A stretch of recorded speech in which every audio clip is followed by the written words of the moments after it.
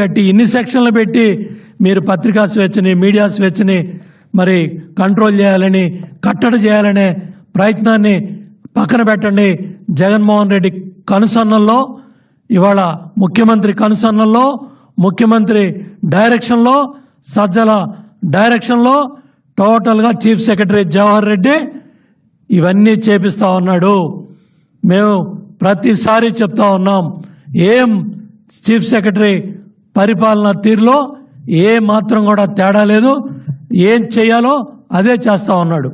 ఎప్పుడైతే పెన్షన్లు మేము వెళ్ళి చెప్పొచ్చాం, సచివాలయాలకు ఇస్తే వృద్ధులు ఇబ్బంది పడతారని చెప్తే ఆ రోజు అట్టాగే చేశాడు, సచివాలయాలకు పంపించాడు.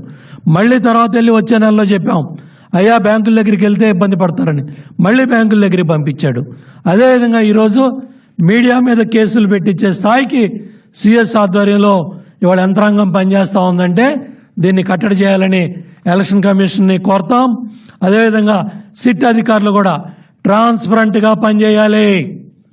ఎందుకంటే ఇవాళ ఏళ్ళన్నీ కూడా మీ గల్లే చూస్తూ ఉన్నాయి. చాలా ట్రాన్స్పరెంట్గా సిట్ అధికారులు పనిచేయాలి. ఏ కర్మ పట్టిందంటే పోలీస్ యంత్రాంగానికి ఒకే స్థాయి అధికారులు వచ్చి ఈ ఎఫ్ఐఆర్ ఈ సెక్షన్ ఎందుకు పెట్టలేదని అడుగుతుంటే తలలు దించుకోవాల్సిన పరిస్థితి కొంతమంది పోలీస్ అధికారులకు వచ్చింది. ఎందుకు వచ్చింది ఈ పరిస్థితి?